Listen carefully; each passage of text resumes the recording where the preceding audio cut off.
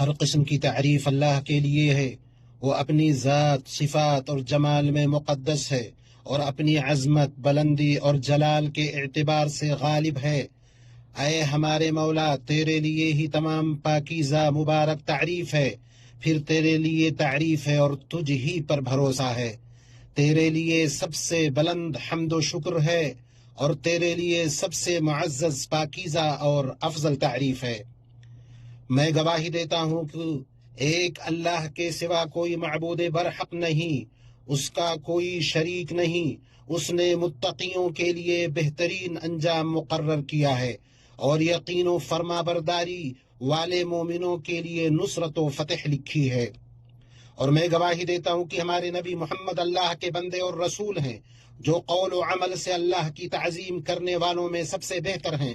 اللہ درود نازل کرے آپ پر، آپ کے آل و اصحاب پر، جو مسلح بہادروں کی طرح اسلام کا دفاع کرنے والے ہیں، تابعین پر اور ان لوگوں پر جو ان کی اچھی طرح پیروی کریں جب تک سورج و چاند کا یکے بعد دیگرے آنا جانا رہے، اور ان پر مبارک مسلسل سلامتی نازل کرے۔ اما بعد، اللہ کے بندو، اگر تم اقتدار و غلبہ اور نصرت کے قریب ہونا، حق و باطل کے درمیان تفریق کرنا اور اسے اپنی خوبی بنانا چاہتے ہو تو قول و عمل اور اعتقاد میں اللہ کا تقوی اختیار کرو۔ اے ایمان والو، اگر تم اللہ سے ڈرتے رہو گے تو اللہ تعالیٰ تم کو ایک فیصلہ کی چیز دے گا اور تم سے تمہارے گناہ دور کر دے گا اور تم کو بخش دے گا، اور اللہ تعالیٰ بڑے فضل والا ہے۔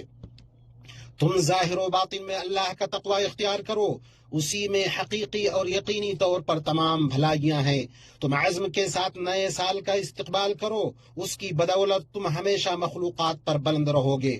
مومنو، ایسے زمانے میں جبکہ فتنوں نے اپنا نقاب اتار دیا اور اپنا پردہ کھول دیا ہے، واقعات پر نظر رکھنا اور حالات کا جائزہ لینا عقل مند کی سمجھ اور زیرک ہوش مند کے شعور سے باہر نہیں ہے۔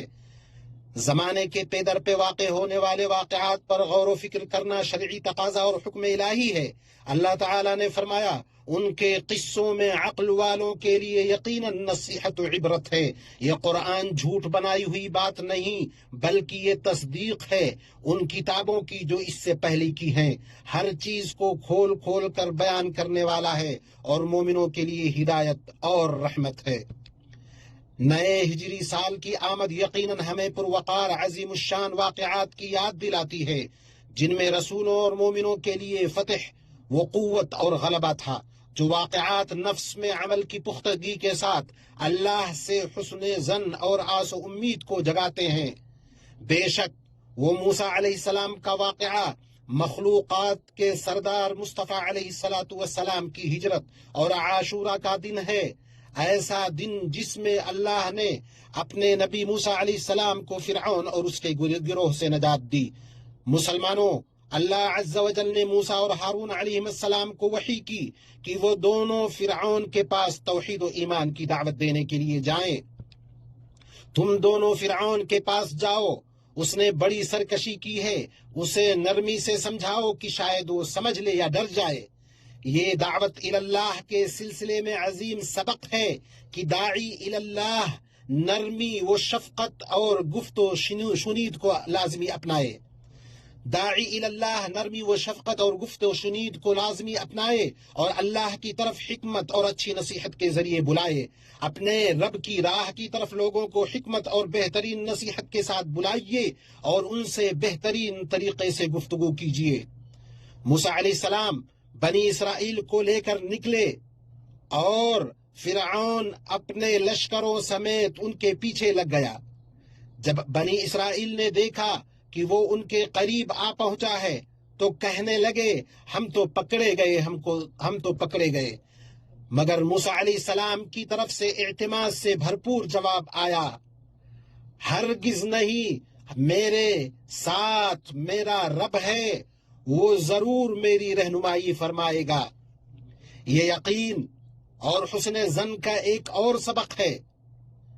تو اللہ کے بندو، تم بھی اپنے رب سے حسن ظن رکھو اور ان قصوں، واقعات اور خبروں سے سبق، عبرت اور فائدہ حاصل کرو۔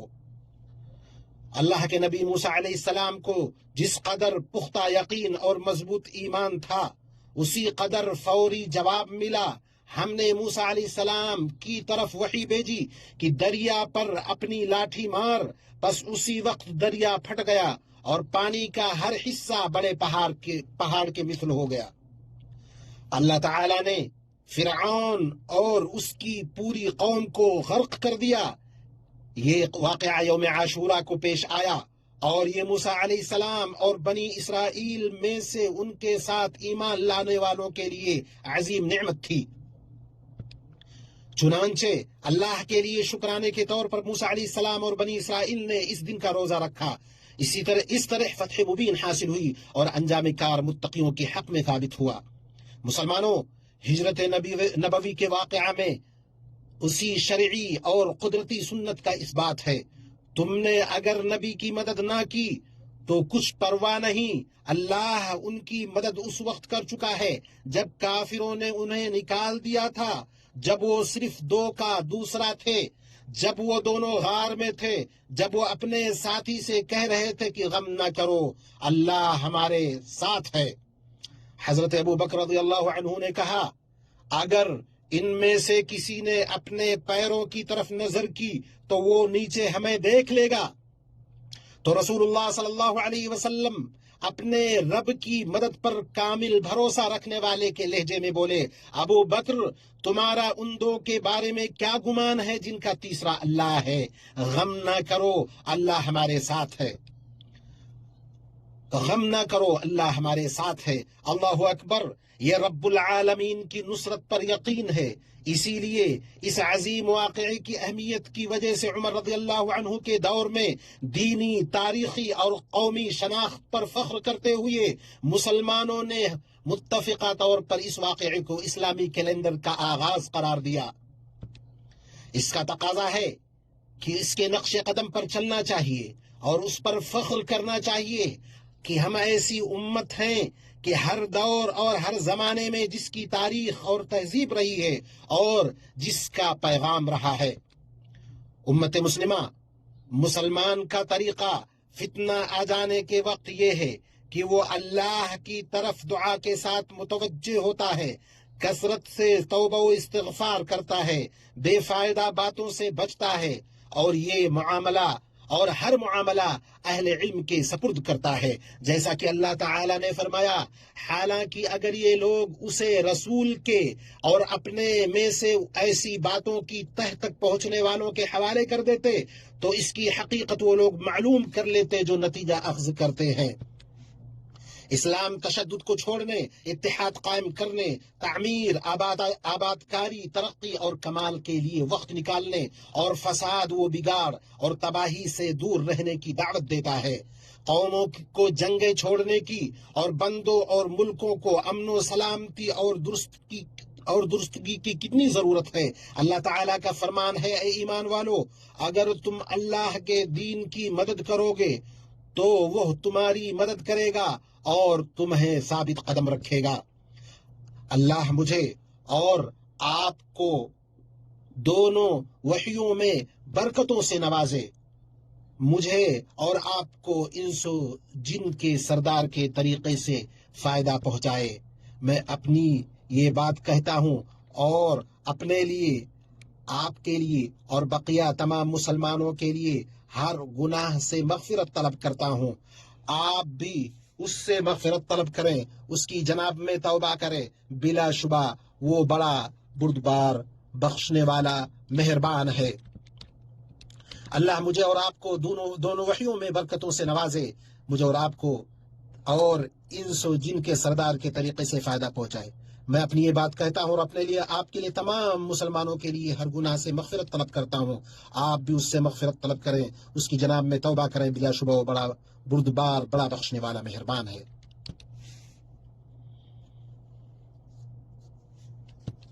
ہر قسم کی تعریف اللہ کے لیے ہے۔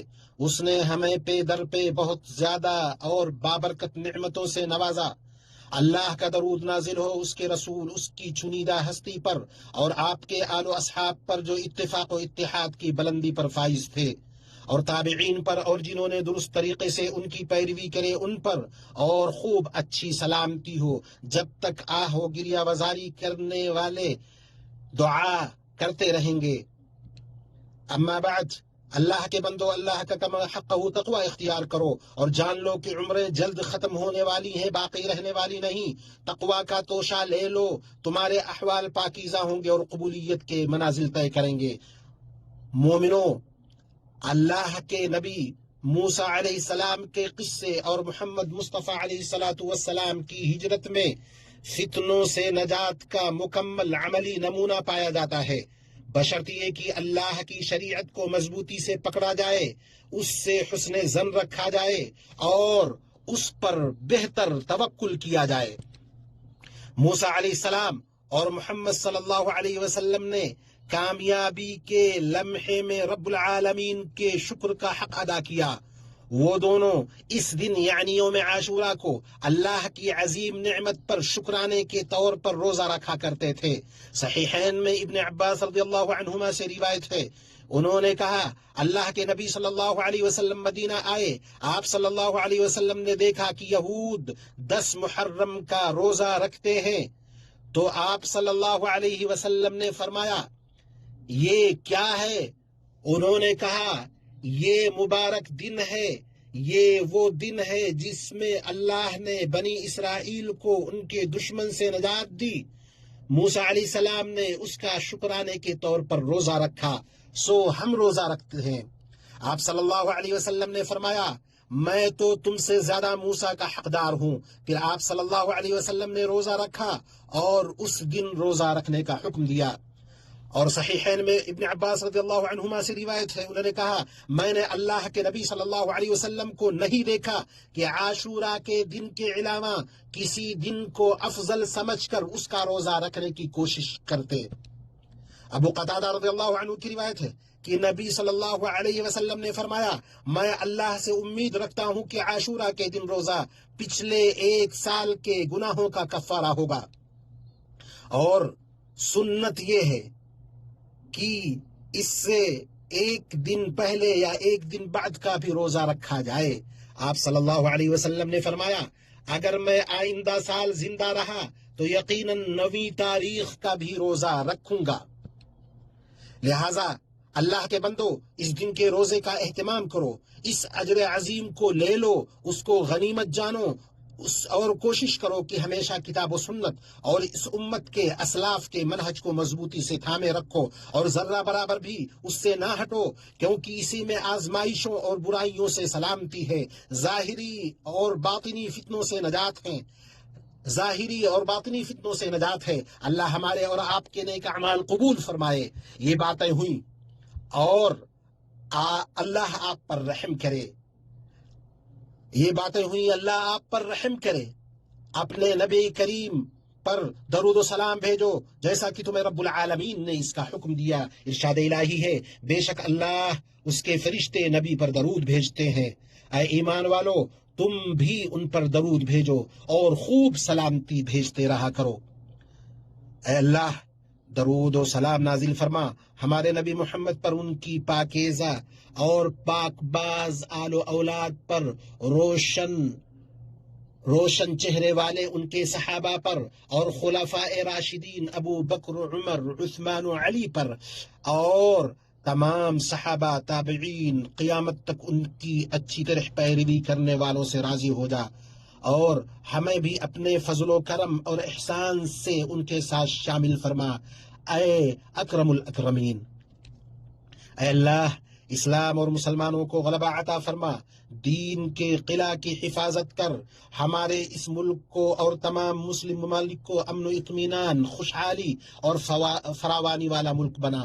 اے اللہ ہمیں ہمارے ملک میں امن عطا فرما، ہمارے سربراہوں اور حکمرانوں کو توفیق یاب کر، اور حق و درستی کے ساتھ ہمارے امام اور سربراہ کی تائید فرما۔ اے اللہ ہمارے سربراہ خادم حرمین شریفین اور ان کے ولی عہد کو اس چیز کی توفیق دے جس میں اسلام کا غلبہ اور مسلمانوں کی بھلائی ہو، اور جس میں بندوں اور ملکوں کے لیے خیر اور درستگی ہو۔ اے رب العالمین مسلمانوں کے تمام حکمرانوں کو توفیق یاب کر۔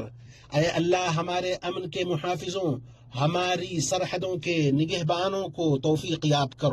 اے اللہ، چال بازوں کے چال سے، حاسدوں کے حسد سے، مکر کرنے والوں کے مکر سے اور ظالموں کے شر سے ہمیں محفوظ رکھ۔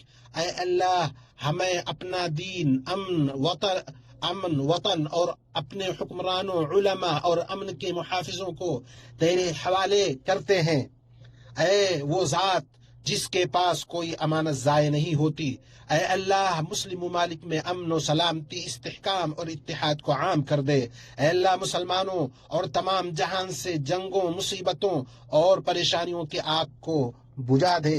اے حی قیوم، اے اللہ ہمارے ملک کو اور مسلمانوں کے سبھی ملکوں کو ہر برائی پریشانی سے محفوظ رکھ، اسے خیر کا گھر، امن کا مرکز، حق کا ٹھکانہ بنا دے، اس پر اپنی رحمتیں اور برکتیں نازل فرما اور برائیوں، فتنوں اور مصیبتوں سے انہیں محفوظ رکھ۔ اے اللہ، تیرا لشکر شکست نہیں کھاتا، نہ ہی تیرے وعدے کی خلاف ورزی ہوتی ہے۔ تو ہر جگہ کے کمزور مسلمانوں کو نجات دے۔ فلسطین میں ہمارے بھائیوں کی مدد فرما، مسجد اقصی کو قیامت کے دن تک معزز اور بلند و بالا اور محفوظ رکھ۔ اے اللہ، صہیونی ظالم اور غاصب دشمنوں کو تباہ و برباد کر دے۔ اے اللہ، فلسطین میں ہمارے بھائیوں کی مدد فرما، مسجد اقصی کو قیامت کے دن تک معزز، بلند و بالا اور محفوظ رکھ۔ اے اللہ، ان کے صہیونی ظالم اور غاصب دشمنوں کو تباہ و برباد کر دے، ان کے گروہوں کو منتشر کر دے، انہیں عبرت کا نشان بنا دے۔ اے اللہ، ہمارے مظلوم بھائیوں پر مصیبتوں کی رات بہت طویل ہو چکی ہے، تو انہیں ایسے سال کی خوشخبری دے جس میں ان کے غم دور ہوں، ان کی پریشانیاں ختم ہو جائیں۔ اے اللہ، ان کے کمزوروں پر رحم فرما، ان کے شکستوں کو جوڑ دے، ان کے معاملات کو سنبھال لے، انہیں اپنے اور ان کے دشمنوں پر غلبہ عطا فرما۔ اے اللہ، وہ ننگے پاؤں ہیں، انہیں سواری عطا کر، بھوکے ہیں انہیں کھانا کھلا، وہ برہنہ ہیں انہیں لباس عطا کر، وہ مظلوم ہیں ان کی مدد کر۔ اے کمزوروں کے مددگار، فریادیوں کی فریاد رسی کرنے والے، اے اللہ ہم ان کی جانوں، بچوں، غریبوں کو تیرے حوالے کرتے ہیں، انہیں قریبی نصرت، فوری خوشحالی عطا فرما۔ اے صاحب جلال و اکرام، اے اللہ ان پر سکینت اور یقین نازل فرما۔ اے رب العالمین، اے ہمارے رب ان پر رحم فرما، تو سب سے زیادہ رحم کرنے والا ہے۔ اے اللہ، ہمارے اس سال کو خیر و برکت، غلبہ و نصرت اور اسلام و مسلمان کے لیے کامیابی کا سال بنا، ہمارے حال کو ماضی سے بہتر اور مستقبل کو حال سے بہتر بنا۔ اے اللہ، ہماری امیدیں پوری فرما، ہمارے غم دور کر، نیکیوں پر ہمارے اعمال کا اختتام کر، ہماری موت کو سعادت کے ساتھ بنا دے۔ اے صاحب جلال و اکرام، اے عظیم صفات والے، اے مہربانی کرنے والے، اے عظیم احسان والے، اے کریمانہ درگزر کرنے والے، اے وسیع مغفرت والے، اے رب العالمین، اے اللہ، اے ہمارے رب، ہمیں دنیا میں بھلائی عطا فرما اور آخرت میں بھی بھلائی دے اور ہمیں آگ کے عذاب سے بچا۔ ربنا آتنا فی الدنیا حسنة وفی الآخرة حسنة وقنا عذاب النار۔ اے رب، ہماری دعائیں قبول فرما، بے شک تو سننے والا ہے، ہماری توبہ قبول فرما، بے شک تو توبہ قبول کرنے والا ہے، ہمارے والدین اور ان کے والدین اور تمام مسلمان مردوں اور عورتوں کو بخش دے، بے شک تو سننے والا، قریب اور دعاؤں کو قبول کرنے والا ہے۔ سبحان ربک رب العزة عما یصفون وسلام علی المرسلین والحمد للہ رب العالمین۔